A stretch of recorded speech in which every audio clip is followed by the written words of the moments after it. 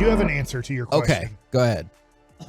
CeeDee Lamb and Michael Gallup and the receiving core have to catch the ball more.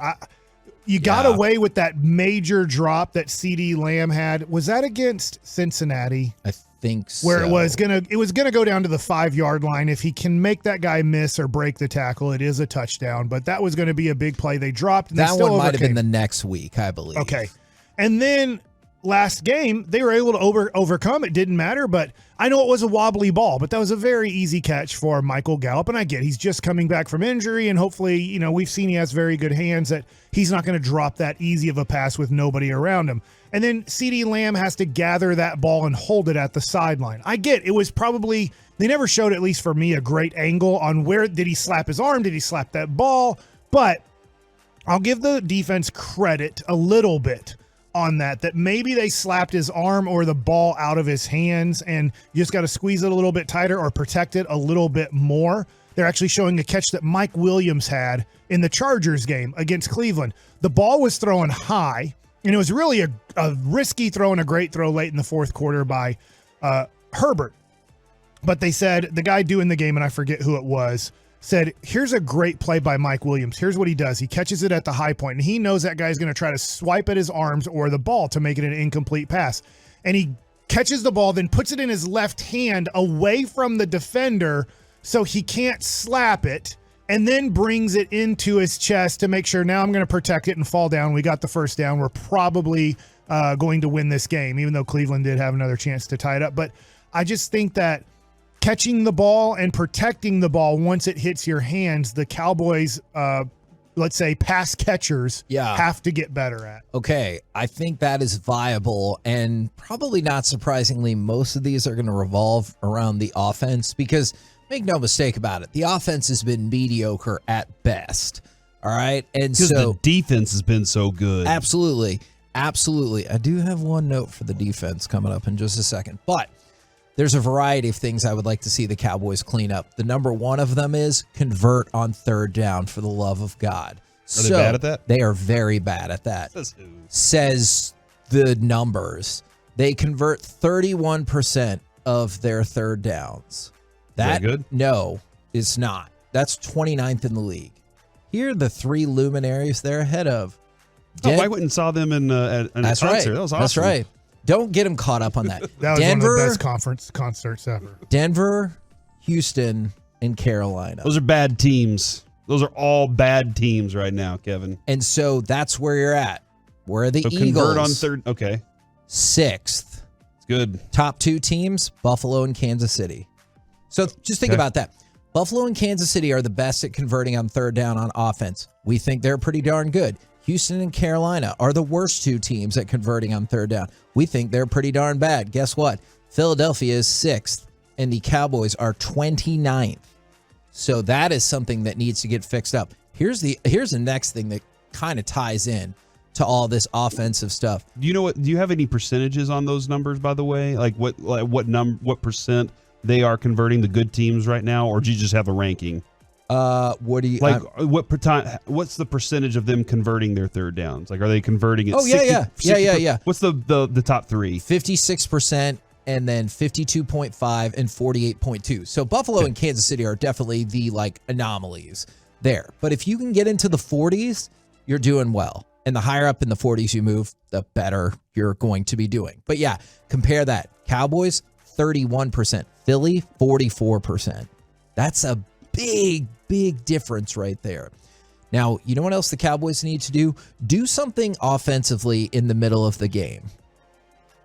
So the Cowboys... Are they not doing very well, converting in the swing where you would like to score at the end of half and then come back and start the half with a good point? You use the key word scoring. They think that's stupid. Okay. In the second and third quarter. All right. For example, in the first quarter, Dallas is 6th in scoring. In the fourth quarter, they're middle of the pack in scoring. What about in that second and third quarter? They're 27th and 26th. They do nothing in the middle of the game, and it is problematic. And I know it hasn't hurt them yet, but this feels like a game where it could really come back to bite them. I'm trying to look up Dak Prescott's third down conversion. I want to know if he is good at third down conversion. Okay. And so when he comes back in, if that's something that can solve it for the Cowboys, is not necessarily what happened in game 1 against Tampa Bay, but over his history, has he been good at it? Because, Kevin, there was a time when Carson Wentz looked like an MVP quarterback because he was converting third downs, and Doug Peterson's offense was on fire that year. They were doing everything right up until he got hurt, and I think they still went and won the Super Bowl that year because of the way that he was calling it. But I wanted to see how Dak has done throughout his career, so I'm still trying to find that conversion rate to see if he would be up in the Josh Allen conversion area right now. And I understand the question is how many of those teams are starting a backup quarterback. Like, this is not meant to be a shot at Cooper Rush. I think we're all on board with, holy crap, what an amazing job that you've done, and we appreciate all of your service very, very much. But it also feels like maybe the offensive output and output that you have gotten thus far might not translate as well into this game, especially when you're at the bottom of the league in scoring in the second quarter and in the third quarter. I know all quarters are important, but like when those happen back to back and you're bad at both of them, that feels like a problem. Now, Kevin, do any of these things, because that would be when we're talking about, do you want the offense to be more explosive, more wide open? Would scoring points in that area change everybody's perspective on that? Because these would be 30 to, or maybe even 33 to 10 games in those cases. Yeah, no, absolutely. Because if you could tag on, like, I would love to say a touchdown, but even a field goal in some of these areas could make all of the difference. Now, I know a lot of this has been focused on the offense, going after the offense. There's one spot for the defense. You have to show that you can keep a mobile quarterback contained, because I know you haven't faced a lot of mobile quarterbacks, but Daniel Jones put it to the Cowboys on the ground. He had 9 carries for 79 yards. There's only 2 players that have rushed for more yards against the Cowboys this year. Saquon Barkley, who had 14 carries, and Leonard Fournette, who had 21. So you've played 5 games. Daniel Jones is the 3rd leading rusher against you, which shows how good the defense is, but also that's problematic. No, it's not. No? Not for me. And I don't want to, like, even in this matchup specifically? For this one specifically, yes. Yes. But I'm not going into this game saying, just let Jalen Hurts have his. Okay.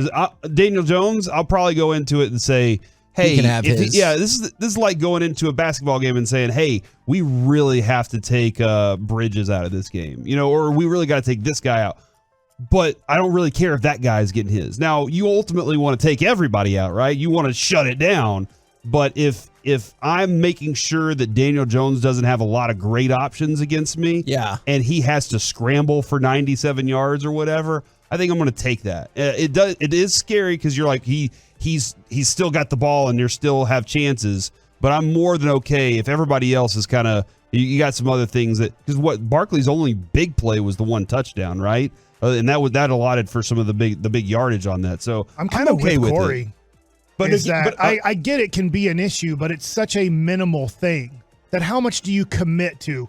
We got to stop the quarterback from running. Like, well, in this game, he's right. In this game, yeah, he's right for sure. I understand. Yeah, but overall, if that's a weakness, if that's the weakness on your defense, for sure. I mean, this is where I think, we have to pick on something, but right now, this is one of the best defenses I've ever seen in my lifetime with the Cowboys. But I get what Daniel Jones did. I get what Jalen Hurts can do. And I get that if you make Jalen Hurts a passer because he's at best average, what they did is they got 3 premium targets for him to be like, just kind of give them a chance to catch it, and we're good, right? Because I got something for you tomorrow. I think you're going to dig on that front, Mike. Oh, I can't wait. But you're right. That was the only thing I could come up with really defensively, and it just happens to match with, in 3 of his 5 games, Jalen Hurts has run for at least 50 yards and a touchdown. So, like, that's a pretty because he's a weapon around the red zone for sure, man. Exactly. And so I would. So maybe but I do wonder if the Cowboys were going into the Giants game going, hey, we are afraid of Daniel Jones. I think they're going into this week definitely saying we have to account for this. What's our plan? And I don't know, a lot of times, like you'll see this on Twitter or on the fan text. What's the plan for accounting for Jalen Hurts? How many times you're gonna see spy? Have Micah spy him. Well, is that really what you want to do? Who did it?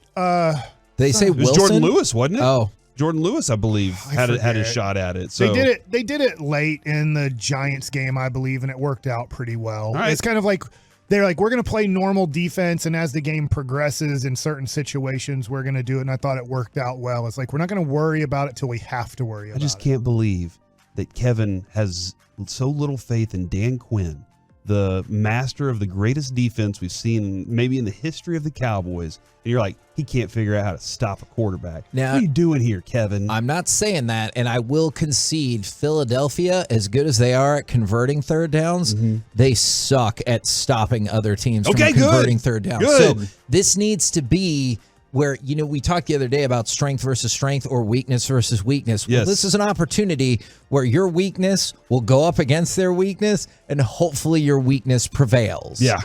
Because if that's the case, the Cowboys are, not surprisingly, clearly significantly better at stopping third downs defensively than the Eagles are. The Cowboys are 10th, the Eagles are 25th. So, there's an opportunity for you to take advantage on the flip side. If you're not doing it offensively, maybe you can do it defensively. But big shock, as in many a big game, third down will play a huge part of how this all plays out.